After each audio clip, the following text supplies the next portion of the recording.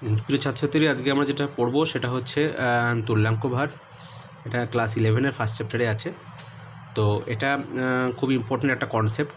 এগুলো কেমিস্ট্রিতে খুবই ইম্পর্ট্যান্ট, সমস্ত জায়গায় এগুলো লাগবে। সারা সিলেবাস জুড়ে 11-12 সব জায়গাতেই এই তুল্যাঙ্ক ভারের কনসেপ্ট লাগবে এবং সেটা আমরা খুব মনোযোগ সহকারে আজকে পড়ব।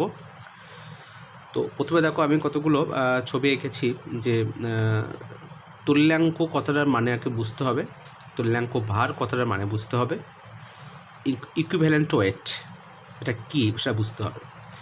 সমান আর সমতুল্য কিন্তু এক না। ইকুইভ্যালেন্ট ওয়েট মানে হচ্ছে সমতুল্য। যেমন ধরো, আমি এখানে লিখেছি যে, বা একটা ছবি এঁকে দেখিয়েছি যে 1 প্লেট রাইস আর হচ্ছে 1 বাউল কারি, অর্থাৎ এক থালা ভাতের সমতুল্য হচ্ছে 1 বাটি তরকারি। কিন্তু এটা সমান না, এটা সমতুল্য। একই রকমভাবে দেখো, আর একটা আমি ছবি এঁকেছি পাশে যে একটা গাড়িতে 4টে চাকা থাকে, একটা কার, 1 কার ইকুইভ্যালেন্ট টু 4 হুইলস, 4টে চাকা আর একটা গাড়ি কিন্তু সমান না, কিন্তু 4টে চাকা হচ্ছে একটা গাড়ির জন্য সমতুল্য। তো এই সমতুল্য মানেই সেখান থেকে আসছে তুল্যাঙ্ক, মানে তুলনামূলক সংখ্যা বা তুলনামূলক পরিমাণ, সেটাই হচ্ছে তুল্যাঙ্ক ভার। তো এখানে আমি লিখে দিয়েছি 1 প্লেট রাইস। এই যে 3টে দাগ দেওয়া মানে হচ্ছে ইকুইভ্যালেন্ট বোঝায়, আর 2টো দাগ দেওয়া মানে তোমরা জানো যে সেটা হচ্ছে সমান সমান বোঝায় বা ইকুয়াল বোঝায়। তো একই রকমভাবে যদি এক থালা ভাতের সঙ্গে 1 বাটি তরকারি যোগ হয়, বা একটা গাড়ির সঙ্গে 4টে চাকাই যোগ হয়, একই রকমভাবে যদি কোনো রিয়াকশান হয়, সেখানে এ এবং বি যদি রিয়াকশান করে কোনো প্রোডাক্ট তৈরি করে, তাহলে এর সঙ্গে বি ঠিক এরকমভাবে নিয়ম মেনেই কিন্তু হবে। একই রকমভাবে মানে এর সঙ্গে বি কতটা যুক্ত হবে, এর সঙ্গে বি এর সঙ্গে এ, বা এর সঙ্গে বি কতটা যুক্ত হবে না, সেটা যুক্ত হবে তাদের তুল্যাঙ্ক ভারের অনুপাতে যুক্ত হবে। তো এটা নিশ্চয় বুঝতে পারছি তাহলে তুল্যাঙ্ক ভার জিনিসটা কি, মানে তুলনামূলক সংখ্যা। দুটো পদার্থকে যদি আমরা মিশিয়ে দিই, তারাই কিন্তু সম্পূর্ণভাবে শেষ হবে না, যার সঙ্গে যতটা প্রয়োজন ততটাই রিয়াকশানটা হবে। যদি তোমাকে অনেকটা গাড়ির চাকা দেওয়া হয়, তাহলে তোমার কি হবে, 4টে চাকাই তোমার লাগবে একটা গাড়ির জন্য, বাকিগুলো পড়ে থাকবে। এখানেও তাই, এর সঙ্গে বি কতটা রিয়াকশান করবে সেটা নির্ভর করবে এ এবং বি এর তুল্যাঙ্ক ভার কত তার উপর, ঠিক সেই অনুপাতে তারা রিয়াকশানটা করবে, বাকিগুলো পড়ে থাকবে। প্রথমে পড়তে হবে যে তুল্যাঙ্ক ভারের সংজ্ঞা। তুল্যাঙ্ক ভারের সংজ্ঞা মানে হচ্ছে তুল্যাঙ্ক ভার, মৌলের তুল্যাঙ্ক ভারের সংজ্ঞা। আগে মৌল জানলে আমরা বাকিগুলো যৌগের তুল্যাঙ্ক ভার বার করতে পারবো। তো আগে আমাদের মৌলটা শিখতে হবে। এখানে 3টে মৌলকে কনসিডার করা হয়েছে। 3টে মৌলের সাহায্যে অন্যান্য সকল মৌলের তুল্যাঙ্ক ভারটা নির্ণয় করা হয়। সেই 3টে মৌল হচ্ছে একটা হাইড্রোজেন, আর একটা অক্সিজেন, আর একটা ক্লোরিন। হাইড্রোজেন, অক্সিজেন এবং ক্লোরিন। হাইড্রোজেনের কত ওজন, 1.008। অক্সিজেনের কতটা, 8 ভাগ। ক্লোরিনের কতটা, 35.5 ভাগ। অর্থাৎ এই হাইড্রোজেনের এই পরিমাণের সঙ্গে, বা অক্সিজেনের এই পরিমাণের সঙ্গে, বা ক্লোরিনের এই পরিমাণের সঙ্গে কোনো মৌলের যত ভাগ ওজন যুক্ত হবে, বা কোনো মৌলের যত ভাগ ওজন, এই 1.008 ভাগ ওজনের হাইড্রোজেন, বা 8 ভাগ ওজনের অক্সিজেন, বা 35.5 ভাগ ওজনের ক্লোরিনের সঙ্গে বিক্রিয়া করবে বা যুক্ত হবে বা প্রতিস্থাপিত করবে, তাকেই আমরা কি বলবো, তাকেই বলবো আমরা সেই মৌলটির তুল্যাঙ্ক ভার। তাই তুল্যাঙ্ক ভার হচ্ছে কোনো মৌলের একটা সংখ্যা মাত্র, এরকম তো কোনো রকম একক নেই। কেন একক নেই?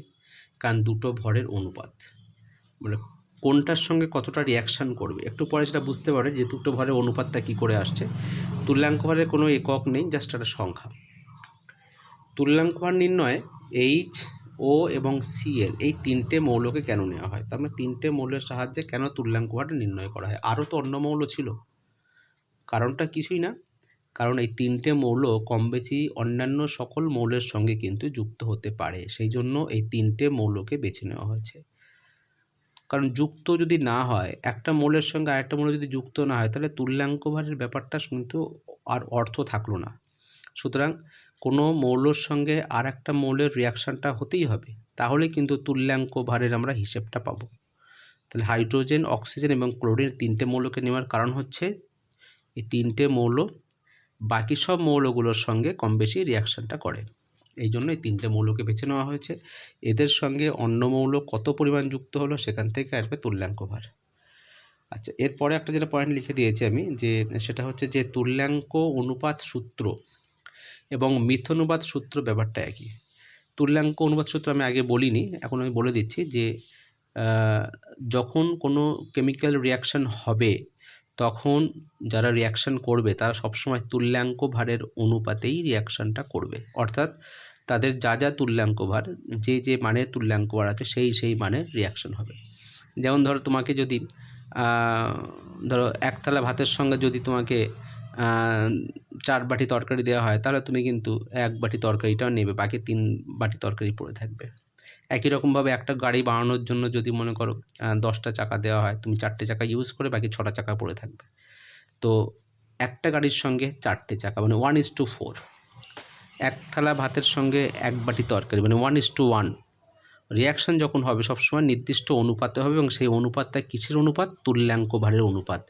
তো এইটা হচ্ছে তুল্যাঙ্ক অনুপাত সূত্র। যখন কোনো কেমিক্যাল রিয়াকশান হয় তখন যারা রিয়াকশান করে তারা সবসময় তুল্যাঙ্ক ভারের রেশিওতে, অর্থাৎ ইকুইভ্যালেন্ট ওয়েটের যে রেশিও, সেই রেশিওতেই রিয়াকশান করে। বেশি দিলে কিন্তু পড়ে থাকবে, কম দিলে রিয়াকশান হবে না।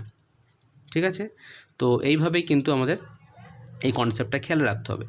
আর মিথ্যানুপাত সূত্রটাও কিন্তু আগে পড়া আছে। মিথ্যানুপাত সূত্রে দেখবে ওখানে 3টে মৌল ছিল, 3টে মৌল পরস্পরের সঙ্গে রিয়াকশান করছে, সেখানে যে অনুপাতে তারা রিয়াকশান করে সেটা কিন্তু তাদের সব তুল্যাঙ্ক ভারের অনুপাত। আগে যে উদাহরণ খেয়াল করে দেখবে, ওখানে হাইড্রোজেন ছিল 1, অক্সিজেন ছিল 8, খেয়াল করে দেখো। তো এইগুলো হচ্ছে কিন্তু ওই মৌলের তুল্যাঙ্ক ভার। ওই জন্য মিথ্যানুপাত সূত্রে যখন কোনো মৌলরা যখন কয়েকটি মৌল যুক্ত হবে বা রিয়াকশান করবে, তখন কিন্তু তাদের তুল্যাঙ্ক ভারের অনুপাতেই রিয়াকশানটা করবে। সেই জন্য এখানে লেখা হচ্ছে যে তুল্যাঙ্ক অনুপাত সূত্র মানেই হচ্ছে মিথ্যানুপাত সূত্র, অর্থাৎ যখন একাধিক মৌল রিয়াকশান করবে তখন তাদের যে তুল্যাঙ্ক ভার যা আছে সেই অনুপাতে তারা রিয়াকশান করবে। সেই জন্য বলা হচ্ছে যে এই দুটো সূত্র একে অপরটির অনুসিদ্ধান্ত, কারণ উভয় ক্ষেত্র থেকেই একই সিদ্ধান্ত পাওয়া যায়। তো এটা হচ্ছে তুল্যাঙ্ক ভার বা কাকে বলে, এবং তার দু একটা পয়েন্ট আমি বলে দিলাম। এরপরে যেটা পড়তে হবে এরই একটা পার্ট, যে তুল্যাঙ্ক ভারের সঙ্গে পারমাণবিক ভরের সম্পর্ক বা পারমাণবিক ভর আর অ্যাটমিক মাস আর হচ্ছে ইকুইভ্যালেন্ট ওয়েট, এই সম্পর্ক কিন্তু পরীক্ষায় তোমাদের ডিডাকশন আসতে পারে, যে কিভাবে সম্পর্কটা প্রতিষ্ঠা হচ্ছে সেটা কিন্তু তোমাদের এটা আসতে পারে পরীক্ষায়, এবং এর উপরে বেস করে আরও অন্যান্য অঙ্ক বা অন্যান্য প্রবলেমগুলো সলভ করা যাবে। ধরা যাক আমি প্রমাণটা এখানে করে দিয়েছি, বইতে হাইড্রোজেন দিয়ে করা আছে, আমি অক্সিজেন দিয়ে করে দিলাম আর একটু ভালো করে আর কি। ধরা যাক একটা মৌল এম, যার পারমাণবিক ভর হচ্ছে এ, তুল্যাঙ্ক ভার ই এবং যোজ্যতা ভি। একটা মৌল হচ্ছে এম, তার পারমাণবিক ভর ধরে নিচ্ছে আমরা এ, তুল্যাঙ্ক ভার হচ্ছে ই, যোজ্যতা হচ্ছে ভি। তাহলে এখানে এ, ই এবং ভির মধ্যে সম্পর্ক আমরা তৈরি করব। তো এই মৌল এম সে যদি কোনো রকমভাবে অক্সিজেনের সঙ্গে যুক্ত হয়ে যে যৌগ গঠন করবে তার সংকেত নিশ্চয়ই M2O3 হবে। M2O3, এমের যোজ্যতা হচ্ছে কত? ভ্যালেন্সি ভি বলে এটা অক্সিজেনের কাছে আসবে, আর অক্সিজেন ভ্যালেন্সি 2 আমাদের জানা আছে, তাহলে 2টা এখানে আসবে। তাহলে সংকেতটা কী হবে? M2O3। এই ভিটা হচ্ছে কার যোজ্যতা? এমের যোজ্যতা। অক্সিজেন যোজ্যতা কত? 2। যখন কোনো যৌগ তৈরি হয় তখন দেখবে যোজ্যতা কিন্তু এরকম ক্রসিং হয়, এর যোজ্যতা এর পাশে আসে, এর যোজ্যতা এর পাশে আসে। সেইভাবে এখানে আমরা এই সংকেতটা লিখেছি। তাহলে কোটি মৌলের আমরা অক্সাইডের তাহলে গঠন হবে বা সংকেত হবে M2O3। তাহলে সেই যৌগটির আণবিক ভর কত হবে? আণবিক ভরটা আমি নিচে হিসাব করে দিয়েছি, খুব সোজা, কারণ আমরা জানি এম এর পারমাণবিক ভর আমরা ধরে নিয়েছি এ, এখানে যে দুটো এম আছে তাহলে 2 × A প্লাস ভি × 16 হবে, কারণ ভি হচ্ছে অক্সিজেনের মানে সংখ্যা, আর 16 হচ্ছে কি অক্সিজেনের পারমাণবিক ভর। তাহলে এখানে আমরা 2A + 16V আমরা পেলাম। এই 2A অ্যাকচুয়ালি কার ওজন? মৌলটির ভর। 16V কার ওজন? অক্সিজেনের ভর। তাহলে আমরা এখানে এই দুটো থেকেই কিন্তু বুঝতে পারছি যে মৌলটির ভর হচ্ছে 2A, অক্সিজেনের ভর কত? 16V। তাহলে 16Vর সঙ্গে 2A পরিমাণ কোনো মৌল যুক্ত হয়েছে, সেইটাই আমি এখানে নিচে লিখছি।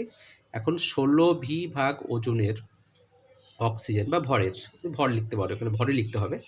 16V ভাগ ভরের অক্সিজেনের সঙ্গে যুক্ত হয়েছে 2A ভাগ M, তাহলে 1-এ কত আর 8-এ কত? এখান থেকে ক্যালকুলেশন করে দেখবে এই 8, 16 আর 2 কেটে হবে A/V। এ বাই ভিটা কিসের পরিমাণ? এম এর পরিমাণ, যুক্ত হয়েছে কার সঙ্গে? 8 ভাগ অক্সিজেনের সঙ্গে। আর একটু আগে আমরা পড়লাম কোনো মৌলের তুল্যাঙ্ক ভার নির্ণয় করা বা কোনো মৌলের তুল্যাঙ্ক ভারের ডেফিনেশন যেটা শিখেছে, সেখানে কি লিখছি যে অক্সিজেনের 8 ভাগের সঙ্গে কোনো মৌল যতটা যুক্ত হয়। তাহলে এই অঙ্কতে আমি দেখতে পাচ্ছি যে অক্সিজেনের 8 ভাগের সঙ্গে এ বাই ভি এই পরিমাণ যুক্ত হচ্ছে। তাহলে এ বাই ভি হচ্ছে এম মৌলটির তুল্যাঙ্ক ভার। তাই লিখে দিলাম সংজ্ঞানুসারে এ বাই ভি পরিমাণটাই হলো এম এর তুল্যাঙ্ক ভর, অর্থাৎ E equals to A by V বা A equals to A V. তাহলে এখানে আমরা ক্রসিং করে লিখে দিলাম E equals to A by V, আর কোনাগুনি গুণ করে দিয়ে A equals to A V. এটা মনে রাখার জন্য আমি এটা সবাইকে বলি এ ফর অ্যাডাম আর ই ভি মানে ইভ। অনেক সময় তোমাদের হয় যে E equals to A by V না ভি বাই এ না E equals to A V না ভি, এটা একটু কনফিউশন হতে পারে বলে আমি লিখে দিয়েছি Adam equals to Eve. Adam, A for Adam, A মানে অ্যাটমিক মাস, আর ইভ ই হচ্ছে তোমার তুল্যাঙ্ক ভার, আর ভি হচ্ছে ভ্যালেন্সি। এটা মনে রাখার জন্য এটা লিখে দিলাম অ্যাডাম ইকুয়ালস টু ইভ বা A equals to V. Clear? এরপরে এই যে সূত্রটা আমরা তৈরি করলাম, তাহলে এটাই হচ্ছে মেন সূত্র, মেন ফর্মুলা, যে পারমাণবিক ভরের সঙ্গে তুল্যাঙ্ক ভরের একটা সম্পর্ক। এটা ভেরি ভেরি ইম্পর্টেন্ট, এটা পরীক্ষায় আসে এই প্রমাণটা। তো এটা সব ক্ষেত্রে কাজে লাগবে। দেখো একটু পরে আমি যা প্রশ্নগুলো করছি আমরা দেখবে সব কাজে লাগছে। এ ইকুয়ালস টু ইভি। এবার এখান থেকে এই প্রমাণ থেকে আমরা কিছু সিদ্ধান্ত নেব, তাকে অনুসিদ্ধান্ত যেগুলো আছে সেসবগুলো হচ্ছে যে তুল্যাঙ্ক ভার পরিবর্তনশীল হতে পারে, তুল্যাঙ্ক ভার কোনো মৌলের ফিক্সড নাও হতে পারে। কেন না? যেসব মৌলের মধ্যে যোজ্যতা যদি ভ্যারিয়েবল ভ্যালেন্সি থাকে, মানে পরিবর্তনশীল যোজ্যতা থাকে, তাহলে কিন্তু তাদের তুল্যাঙ্ক ভার পরিবর্তনশীল হবে। যেমন ধরো তুমি আয়রনের যোজ্যতা কত হতে পারে? ফেরাস আর ফেরিক 2 এবং 3। ফেরাস হলে 2, ফেরিক হলে 3। তাহলে ফর্মুলা কি আছে আমাদের? এ ইকুয়ালস টু ভি বা E equals to A by V. যদি যোজ্যতা আমরা 2 বসাই, আর এ হচ্ছে আয়রনের পারমাণবিক ভর, সেটা 56। 56কে 2 দিয়ে ভাগ করলে আমরা 28 পেলাম, বা 56কে 3 দিয়ে ভাগ করলাম আমরা 18.67 পেলাম। এটা তার মানে কি হলো, একবার 2 দিয়ে ভাগ করছি যখন যোজ্যতা 2, আর একবার 3 দিয়ে ভাগ করছি যখন যোজ্যতা হচ্ছে 3। এইভাবে দেখব যে যোজ্যতা যেই চেঞ্জ হচ্ছে, তাহলে একই মৌল আয়রন তার তুল্যাঙ্ক দু রকম হলো, 28 হলো এবং 18.66 হলো। এটা কেন হচ্ছে? কারণ আয়রন যে রিয়াকশানে যে যোজ্যতা দেখাবে সেই হিসেবে তার তুল্যাঙ্কটা ধরতে হবে। যদি যোজ্যতা 2 দেখায় তুল্যাঙ্ক ভার 28, যদি যোজ্যতা 3 দেখায় তুল্যাঙ্ক ভার 18.66। এগুলো মুখস্থ রাখার দরকার নেই, জাস্ট এই যোজ্যতা মনে রাখলেই হয়ে যাবে। 56 হচ্ছে আয়রনের পারমাণবিক ভর। কপারের ক্ষেত্রে আমি এটা করে দিয়েছি। একবার হচ্ছে কপারের যোজ্যতা 1 এবং 2, একটা হচ্ছে 1 দিয়ে ভাগ করলে 63.5 হবে, আর 2 দিয়ে ভাগ করলে 31.75 হবে। এটা কপারের যোজ্যতা 1 এবং 2। 1 হলে আস বলা হয়, 2 হলে ইক বলা হয়। কপারের হচ্ছে পারমাণবিক ভর 63.5, এটা 63.5। সেকেন্ড যেটা পয়েন্ট হচ্ছে যে আরেকটা অনুসিদ্ধান্ত, যে সব মৌলের যোজ্যতা 1 বলতে একই, এক বলতে যার যোজ্যতা 1, তাদের ক্ষেত্রে তুল্যাঙ্ক আর পারমাণবিক ভর সমান। কারণ হচ্ছে দেখো সোডিয়ামের যোজ্যতা কত আমরা জানি 1, তাহলে আমরা A equals to A by V যদি আমরা যদি পুট করি, এখানে ভি এর মানটা 1 যদি বসাই, তাহলে কত? 23 আসবে। এখানে ভি 1 হলে ই ইকুয়ালস টু এ হবে, অর্থাৎ তুল্যাঙ্ক ভার এবং পারমাণবিক ভর সেম। কখন না? যদি কোনো এলিমেন্টের যদি ভ্যালেন্সি 1 হয়, তাহলেই কিন্তু। এরপরে তুল্যাঙ্ক ভার এবং ভ্যালেন্সি পরস্পর কি হচ্ছে? ব্যস্তানুপাতিক। কারণ ওটা আমরা ফর্মুলা থেকে বুঝতে পারছি যে এ ইকুয়ালস টু, মানে তুল্যাঙ্ক ভার মানে ইকুইভ্যালেন্ট ওয়েট এবং হচ্ছে ভ্যালেন্সি, তার পরস্পর কি? ইনভার্সলি প্রপোর্শনাল, ব্যস্তানুপাতিক। কারণ কি? এ ইকুয়ালস টু ইভি বা E equals to A by V. A হচ্ছে একটা মৌলের অ্যাটমিক মাস, পারমাণবিক ভর, সেটা কিন্তু কনস্ট্যান্ট, ধ্রুবক, সেটা কোনোদিন চেঞ্জ হয় না। এটা যদি কনস্ট্যান্ট হয় তাহলে লিখতে পারি কি আমরা? E varies 1 by v. That means equivalent weight is inversely proportional to its valency, the valency of element. এটা বোঝা গেল নিশ্চয়ই যে তুল্যাঙ্ক ভার, অর্থাৎ যাদের যোজ্যতা যত বেশি হবে তার তুল্যাঙ্ক ভারের মানটা তত কম হবে। কোনো মৌলের 4 নম্বর অনুসিদ্ধান্তটা দেখো, কোনো মৌলের তুল্যাঙ্ক ভার পারমাণবিক ভর অপেক্ষা বেশি হতে পারে না। যতই বেশি মান হোক না কেন, তুল্যাঙ্ক ভারের সেই মানটা কখনোই অ্যাটমিক মাসকে এক্সিড করবে না। কারণ কি?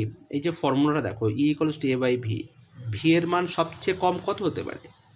1 হতে পারে, 1 এর নিচে হতে পারে না, কারণ যোজ্যতা সবসময় একটা পূর্ণ সংখ্যা, ফ্র্যাকশন হতে পারে না। Valency is always and positive integer. তো ভি এর মান হচ্ছে যদি 1 কম হয় তাহলেই কিন্তু ইটা বেশি হবে, কারণ এটা অঙ্কের নিয়ম। যদি ভির মান 1 কম হয় তাহলে ইটা হচ্ছে এর থেকে বড় হবে, কিন্তু কখনোই 1 চেয়ে কম হয় না, বরঞ্চ সবচেয়ে কম যদি ভ্যালু হয় ভ্যালেন্সির ভ্যালু 1 হবে। যদি 1 যদি বসায় তাহলে ই ইকুয়ালস টু এ হতে পারে। সবচেয়ে তুল্যাঙ্ক ভরের বেশি মান কত হতে পারে না, তার পারমাণবিক ভরের সমান হতে পারে বা তার থেকে কম হতে পারে। এটা আরেকটা অনুসিদ্ধান্ত।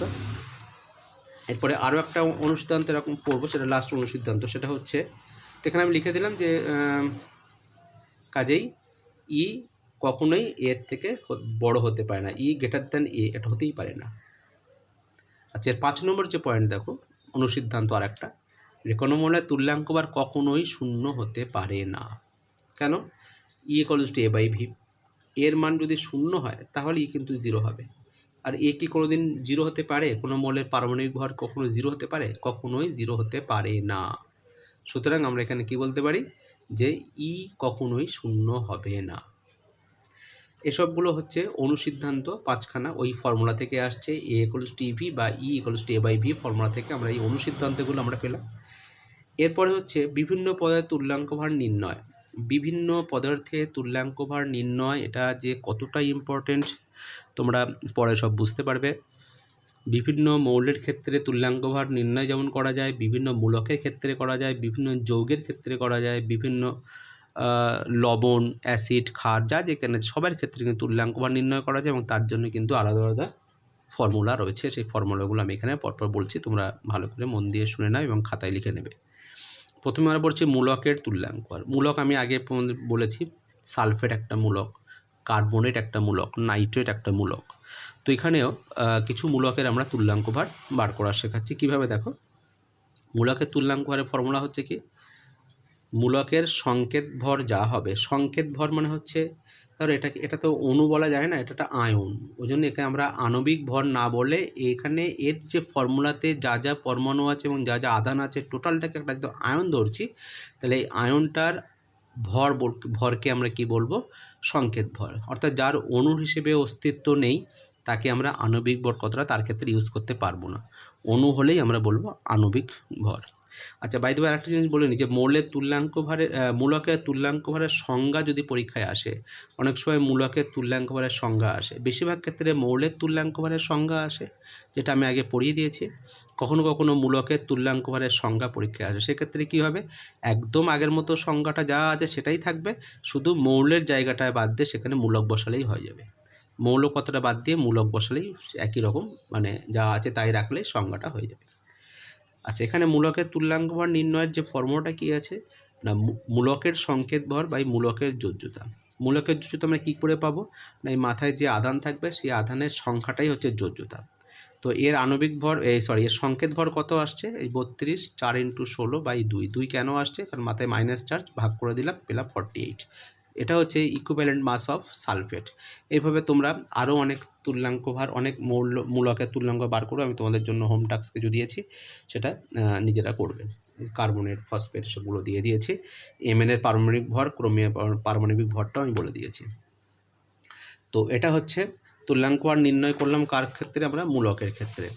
এরপরে যেটা শিখতে হবে যে অ্যাসিডের ক্ষেত্রে তুল্যাঙ্ক ভার কী করে বার করব। অ্যাসিডের ক্ষেত্রে খুব ইম্পর্টেন্ট, অ্যাসিড বা ক্ষার, এগুলো লবণ, অ্যাসিড, ক্ষার, এগুলো খুব ইম্পর্টেন্ট। যখন তখন পরীক্ষায় আসে মানে কি, মানে তুমি এর ইম্পর্টেন্সটা, আমি আবার বলছি, বারবার একই কথা বলছি, যে ইম্পর্টেন্সটা তুমি পরে বুঝতে পারবে যে কতটা ইম্পর্টেন্ট।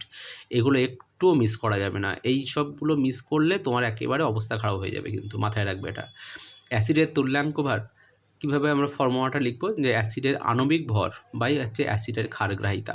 অ্যাসিডের আণবিক ভর কতটা লিখলাম, কারণ অ্যাসিডের অণু হিসেবে অস্তিত্ব রয়েছে। আগের বারে লিখেছিলাম আমরা সংকেত ভর মূলকের ক্ষেত্রে, কারণ মূলকের অণু হিসেবে কোনো অস্তিত্ব নেই, যেহেতু এটা অণুর একটা পার্ট, ওই জন্য ওখানে আমরা সংকেত ভর ইউজ করেছি। তো অ্যাসিডের তুল্যাঙ্ক ভর হচ্ছে কি, অ্যাসিডের আণবিক ভর বাই অ্যাসিডের ক্ষারগ্রাহিতা। এবারে ক্ষারগ্রাহিতা জিনিসটা কি, এটা নিয়ে তোমাদের কনফিউশন আছে। ক্ষারগ্রাহিতা হচ্ছে যে অ্যাসিডের মধ্যে যে কটা প্রতিস্থাপনযোগ্য হাইড্রোজেন পরমাণু থাকবে সেটাই হচ্ছে তার ক্ষারগ্রাহিতা। অ্যাসিডের মধ্যে অনেকগুলো হাইড্রোজেন থাকলেও কিন্তু তার ক্ষারগ্রাহিতা হবে সেই হাইড্রোজেনের জন্য যে হাইড্রোজেনটা প্রতিস্থাপনযোগ্য হতে বা প্রতিস্থাপন হতে পারে। যেমন আমি এখানে কতগুলো অ্যাসিডের জিনিস আমি লিখে দিয়েছি যে সালফিউরিক অ্যাসিডের ক্ষারগ্রাহিতা কত 2, কারণ দুটো হাইড্রোজেন আছে প্রতিস্থাপনযোগ্য। নাইট্রিক অ্যাসিডের কত 1, HCl এর কত 1, ফসফরিক অ্যাসিড H3PO4 এতে হাইড্রোজেন কটা আছে 3টে, তাহলে এর মনে রাখবে এর ক্ষারগ্রাহিতা হচ্ছে 3। এখানে একটু ব্যতিক্রমী ব্যাপার রয়েছে, সেটা পরে শিখবে। অ্যাসিটিক অ্যাসিড CH3COOH, এখানে H কটা আছে মোট 4টে, কিন্তু ক্ষারগ্রাহিতা হবে 1। কেন 1 হবে? যে হাইড্রোজেনটা অক্সিজেনের সঙ্গে যুক্ত থাকে সেই হাইড্রোজেনটাই কিন্তু প্রতিস্থাপন হতে পারে। যে হাইড্রোজেন অক্সিজেনের সঙ্গে যুক্ত আছে সেই হাইড্রোজেনটাই প্রতিস্থাপিত হতে পারে। এই জন্য অ্যাসিটিক অ্যাসিড তার মধ্যে 4টে হাইড্রোজেন থাকলেও কিন্তু ক্ষারগ্রাহিতা 1। এরকমভাবে সমস্ত অর্গানিক অ্যাসিড বা জৈব অ্যাসিড যেগুলো আছে সেক্ষেত্রে কিন্তু এইভাবেই তার ক্ষারগ্রাহিতা হিসাব করতে হবে। তো আমি একটা এক্সাম্পল আমি করে দিলাম যে সালফিউরিক অ্যাসিড তুল্যাঙ্ক আর কী করে নির্ণয় করবে। তার আণবিক ভর লিখবে 2 × 1 + 32 + 4 × 16 ডিভাইডেড বাই 2 হচ্ছে কেন না সালফিউরিক অ্যাসিডের তার কী বলে ক্ষারগ্রাহিতা, এটা 49 আসবে। এরপরে আমি হোমওয়ার্ক দিলাম, অনেকগুলো অ্যাসিডের আমি দিলাম, এদের তুল্যাঙ্ক ভার বার করবে, ভুল হলে আমি ঠিক করে দেবো বা বুঝিয়ে দেবো, ঠিক আছে? বাট যত নিজেরা নিশ্চয়ই পারবে, অবশ্যই পারবে। তবে এর মধ্যে একটা পারবে না, এটা আমি তোমাকে গ্যারান্টি দিয়ে বললাম। একটা একটু ব্যতিক্রমী রয়েছে, একটু তোমার ঠকানোর জন্য দেওয়া রয়েছে একটা, দেখি তোমরা পারো কি না। এরপরে হচ্ছে ক্ষার বা ক্ষারকের তুল্যাঙ্ক ভার। ক্ষার বা ক্ষারকের তুল্যাঙ্ক ভার মানে হচ্ছে কি, ক্ষার জাতীয় পদার্থ যেগুলো যাদের মধ্যে হাইড্রক্সিল আয়ন আছে, OH আয়ন আছে, তারাই কিন্তু ক্ষার। তো এর ফর্মুলাটা কি, ক্ষার বা ক্ষারকের তুল্যাঙ্ক ভার ইকুয়ালস টু কী হবে, ক্ষার বা ক্ষারকের আণবিক ভর বাই হচ্ছে ক্ষার বা ক্ষারকের অম্লগ্রাহিতা। অ্যাসিডের ক্ষারগ্রাহিতা হয় আর ক্ষারের অম্লগ্রাহিতা হয়। তো এখানে NaOH এর তুল্যাঙ্ক ভার কত বার করবো আমরা, না NaOH বার করছি, NaOH এটা ক্ষার। তো sodium 23, oxygen 16, hydrogen 1 divided by 1 equals to 40। 1 কেন হলো, কারণ একটা ক্ষারের মধ্যে তুমি দেখবে যে OH কটা আছে, যে কটা OH আছে সেটাই কিন্তু তার অম্লগ্রাহিতা। এখানে OH কটা আছে, নিঃসন্দেহে একটা আছে, তাই জন্য 1 দিয়ে ভাগ করলাম। যদি দেখো যে OH দুটো আছে তাহলে 2 দিয়ে ভাগ করতে হবে। তাহলে OH এর সংখ্যাই হলো অম্লগ্রাহিতা। আমি লিখে দিলাম OH এর সংখ্যা হচ্ছে তার অম্লগ্রাহিতা। এরপর আমি কিছু হোমওয়ার্ক তোমাদের দিলাম। এই হোমওয়ার্কটা বিভিন্ন রকম ক্ষারীয় পদার্থ আছে, খুবই সোজা। পারমাণবিক ভর অনেকে জানা আছে এসবগুলো। ক্যালসিয়াম 40, অ্যালুমিনিয়াম কত 27, ম্যাগনেসিয়াম 24, আয়রন হচ্ছে 56, আর যা আছে নিজেরা বসে সলভ করবে। তাহলে আমরা অ্যাসিড শিখলাম, ক্ষার শিখলাম, আর হচ্ছে মূলকের তুল্যাঙ্ক ভার নির্ণয় করা শিখলাম। এরপরে যেটা শিখবো আমরা লবণের তুল্যাঙ্ক ভার নির্ণয়। কারণ যে আমরা যা পদার্থ দেখি সাধারণত তাকে 3টে শ্রেণীতে ভাগ করতে পারি। একটা হচ্ছে অ্যাসিড, আর একটা হচ্ছে ক্ষার বা ক্ষারক, আর একটা হচ্ছে লবণ। এই 3 ধরনের পদার্থই, রাসায়নিক পদার্থই আমরা দেখি। 3 ধরনের, মেনলি হচ্ছে অ্যাসিড এবং বেস, আর তাদের বিক্রিয়ায় উৎপন্ন হয় লবণ এবং জল। তো এই 3 ধরনের কম্পাউন্ড মেনলি অ্যাসিড, বেস এবং হচ্ছে সল্ট, এদের আমরা বেশিরভাগ আমরা দেখতে পাই। তো লবণের তুল্যাঙ্ক ভর নির্ণয়ের যে ফর্মুলাটা কী আছে দেখো, একটু অন্যরকম ফর্মুলা, যে লবণের আণবিক ভর ডিভাইডেড বাই ক্যাটায়ন বা অ্যানায়নের সংখ্যা ইন্টু যোজ্যতা। কার যোজ্যতা? যদি আমরা ক্যাটায়ন বসাই ক্যাটায়নের যোজ্যতা লিখব, যদি অ্যানায়ন বসাই অ্যানায়নের যোজ্যতা লিখব। ফর্মুলাটা আবার বলছি, লবণের তুল্যাঙ্ক ভর হচ্ছে কীভাবে বার করব না, লবণের আণবিক ভর প্রথমে বার করব, তাকে আমরা ভাগ করব কী দিয়ে, ক্যাটায়ন বা অ্যানায়নের সংখ্যা ইন্টু যোজ্যতা। যদি ক্যাটায়ন নিই তাহলে ক্যাটায়নের যোজ্যতা দিয়ে গুণ করব, যদি অ্যানায়ন নিই অ্যানায়নের যোজ্যতা দিয়ে গুণ করব। যেটা সুবিধা হবে সেটা ইউজ করতে পারি আমরা। যেমন ধরো NaCl আণবিক ভর প্রথমে বার করলাম 23 + 35.5 বাই হচ্ছে 1 × 1। 1 × 1 কেন, ক্যাটায়নের সংখ্যা হচ্ছে 1 আর যোজ্যতা কত 1, তাহলে হচ্ছে 1 × 1 কত হলো 58.5 হলো, কারণ 1 হবে। তাহলে NaCl এর তুল্যাঙ্ক ভার আমরা বার করার নিয়ম হচ্ছে Cl বা Na এর ক্যাটায়ন আয়নের সংখ্যা হিসেবে আমরা ধরব। আচ্ছা, এবারে আমরা কী করে ক্যাটায়ন আয়ন ধরি, আমরা যে কোনো লবণের এই ফার্স্ট পার্ট, যে কোনো লবণের ফার্স্ট পার্ট হচ্ছে ক্যাটায়ন, যে কোনো লবণের ফার্স্ট পার্ট হচ্ছে ক্যাটায়ন, সেকেন্ড পার্ট হচ্ছে অ্যানায়ন। তো NaCl এর এটা হচ্ছে NaCl এর Na+, এটা ক্যাটায়ন, আর Cl হচ্ছে Cl- অ্যানায়ন। তো এখানে এর মাথায় যে চার্জ আছে এই চার্জটা হচ্ছে তার যোজ্যতা। এখানে ক্যাটায়নের চার্জ কত আছে, সোডিয়ামের একটা চার্জ যোজ্যতা 1, Cl কত চার্জ আছে -1 একটা চার্জ যোজ্যতা 1। তাহলে ক্যাটায়ন এবং অ্যানায়ন যে কোনো একটি কনসিডার করলেই হবে। আমরা এখানে 1:1 লিখেছি, ক্যাটায়ন বা অ্যানায়ন যে কোনো ধরে নিয়েছি। এরপর আরেকটা লবণ দেখো আছে ক্যালসিয়াম ক্লোরাইড CaCl2, এর তুল্যাঙ্ক ভার কী হবে, দুটো ভাগ করে নেব। প্রথম পার্টটা হচ্ছে ক্যাটায়ন, দ্বিতীয় পার্ট হচ্ছে অ্যানায়ন, অর্থাৎ ক্যাটায়ন হচ্ছে ক্যালসিয়াম আর অ্যানায়ন হচ্ছে ক্লোরাইড আয়ন। ক্যাটায়নের চার্জ কত 2+, আর অ্যানায়নের চার্জ হচ্ছে -1, মানে এর যোজ্যতা হচ্ছে 2, এর ভ্যালেন্সি হচ্ছে 1, এর ভ্যালেন্সি 2। তাহলে তুল্যাঙ্ক ভার কী হবে, এর আণবিক ভর 40 + 2 × 35.5 বাই হচ্ছে 1 × 2 মানে 55.5। এটা হচ্ছে ক্যালসিয়াম ক্লোরাইডের তুল্যাঙ্ক ভার। তো এইভাবে ক্যাটায়ন বা অ্যানায়ন যে কোনো একটা সংখ্যা বসাতে হবে এবং তার যোজ্যতা বসাতে হবে, আমরা সেইভাবে তার তুল্যাঙ্ক ভারটা বার করব। এবারে হোমওয়ার্ক কিছু আমি দিলাম এখানটায়, যে কতগুলো লবণ দিলাম, দিয়ে বলতে হবে যে এর ক্ষেত্রে আমাদের তুল্যাঙ্ক ভারটা নির্ণয় কীভাবে করব সেটা দেখব। আচ্ছা, এরপরে হচ্ছে আমি কতগুলো লবণ দিচ্ছি দেখো, aluminium chloride, aluminium sulphate, potassium nitrate, ammonium chloride etcetera.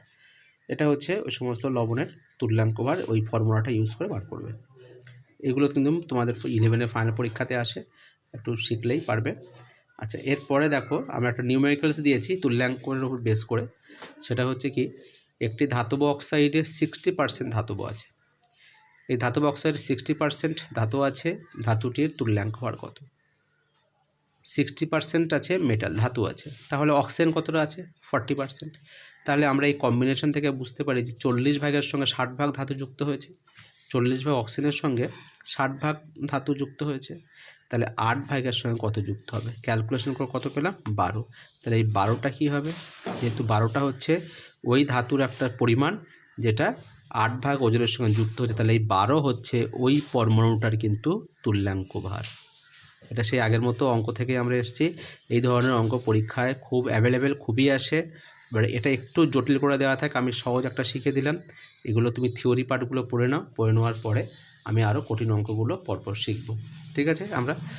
আমরা যে আগে তোমাদের মূল কনসেপ্টের অঙ্ক তোমাদের দিয়েছি সেগুলো আস্তে আস্তে করো, ভালো করে বুঝে বুঝে কিন্তু, হ্যাঁ, হঠাৎ করে কেউ করলো সেটা দেখে নিয়ে আমি পারলাম, এটা কিন্তু ঠিক না। নিজে ভালো করে বুঝে, কোথাও প্রবলেম থাকলে বারবার বলবেন, আমি চেষ্টা করব বুঝিয়ে দেওয়ার। মূল কনসেপ্ট ক্লিয়ার না হলে কিন্তু কেমিস্ট্রিতে খুব সমস্যা হবে। আর এখানটায় তুল্যাঙ্ক ভারে কিন্তু খুব ইম্পর্ট্যান্ট একটা টপিক, সেটাও খুব ভালো করে বুঝবে। তুল্যাঙ্ক ভার প্রথমে এটা হচ্ছে ফার্স্ট পার্ট, এরপর আরেকটা পার্ট আছে, সেখানে আরেকটু কঠিন বিষয় রয়েছে। তো সেটা বুঝতে গেলে তোমাকে কিন্তু এইগুলো ভালো করে বুঝতে হবেই। ক্লিয়ার? তো আজকের এই পর্যন্ত থাকলো এই ভিডিওটা, পরে আবার আমি অন্য তোমাদের ভিডিও করে পাঠাবো। ঠিক আছে? আচ্ছা, ওকে, বাই।